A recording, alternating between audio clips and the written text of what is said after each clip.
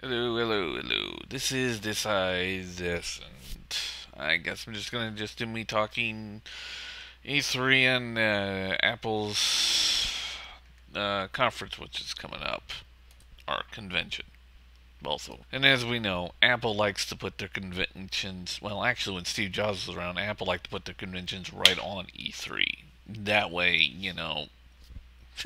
to just overlap E3 or try to just overdo them. But now they're like a week week after E3 or something like that. I don't know. I mean, you all know Steve Jobs hates E3, and of course E3 is like 4, maybe 5. I think it's 4 days away right now, and can't wait. And of course, Microsoft and Sony have decided to downgrade any excitement in this year's E3 and just saying that they're going to just do the same old, nothing new. Yep, I guess there's going to be more Kinect games from Microsoft that are all going to fail. Even though they'll sell high, critically they'll be failures again. You know, like how Battleship is. Of course, I will say this about the Hollywood situation. I am happy to see Men in Black 3 up there. I recently saw the movie and liked it. And of course, Apple. I don't think Apple's going to really put anything new, except maybe iPhone 5, because, well, let's face it, the iPad, as you know, is on the G4G network. And of course, the iPhone's going to follow through on it. Other than that, I don't know. They're just going to probably update their MacBook Air and their iMac and their Mini Mac, and pretty much I think they're going to probably announce the end of their MacBook Pros and their Mac Pros and just get rid of all their high-end users because they've been warming up for that for a while. Of course, in my honest opinion, I think it's utterly stupid, but Apple wants to do it. I mean, just look at the Final Cut Pro 10. Jesus, that thing sucks. And of course, Nintendo's picture of their new Nintendo Wii U controller is already shown. Guess there's not going to be no change in that name. I don't know why. As for the touchscreen, and I've stated this before, Nintendo's not going to change it from a reactive to a compactive touchscreen due to cost.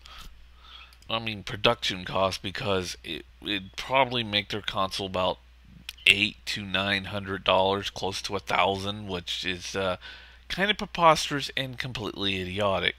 And of course, they're adding a touchscreen to a gaming console, and you want to go with something that's a little bit more cost effective.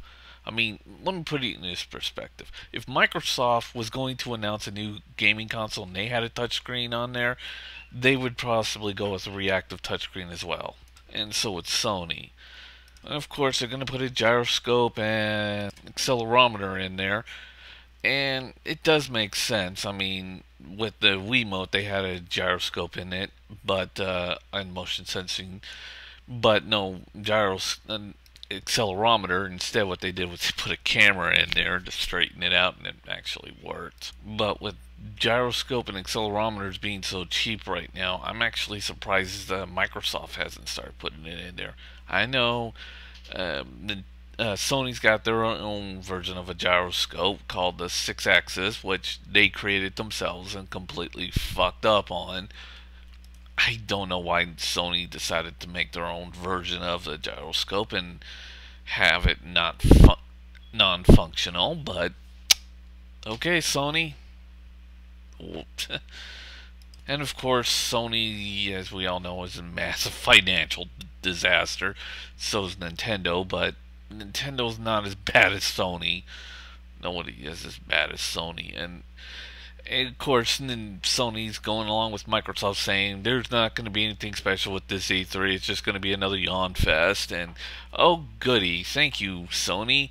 With as bad as you are, I would be trying to make something big and huge to get just about everybody into into your next console. So, yeah, you're completely fucked if you keep going with this plan. I mean, I don't hate Sony, but the decisions they've been making for the last couple of years, and them not making a profit in 4 years, and then when they're finally going to make a profit off of their PlayStation 3, what happened? Oh, yeah, their television and their entire electronics department completely collapses.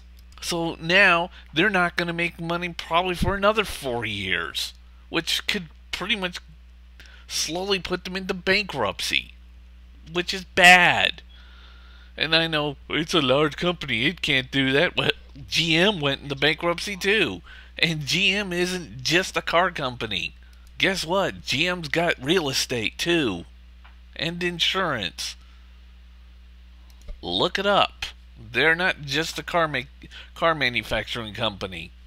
So if anything, Sony better bring their wow factor to E3 one way or another, or do something, announce something brand new, or they are going to be, or let me rephrase that, or they will not be in the console business anymore.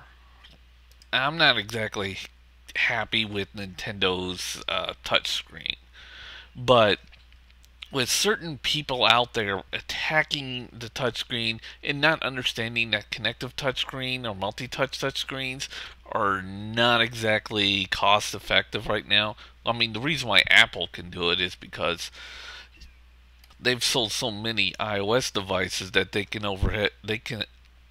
then overlook on the overheads now, that they could sell them for pretty much for free now, along with other corporations that are selling, a lot more than just, another larger corporations like Samsung and them can afford the overhead and all that, as well as Apple, who's not just selling touch devices, they're also selling computers with their own OSs.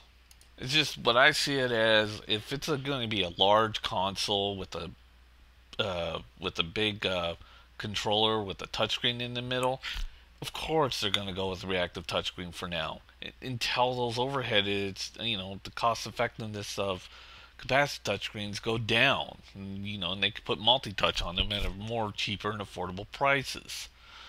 And I don't even think Microsoft can afford something that insane anyways, because, well, quite simply, their mobile department is a fucking joke. And on a side note, I also think that Sony needs to, change their controllers, because they don't have triggers at the bottom of their, their secondary shoulder buttons. Instead, it's just some fat button. Even Nintendo has triggers. Even their prototype Wii U controllers had triggers. And hell, even their Wiimotes have triggers. And, of course, the Xbox, at least, they put triggers on theirs, too. But Sony is the only one who hasn't. Oh, well. That's just me ranting and raving, and a lot of people will probably hate me for it. Oh, well. See you later.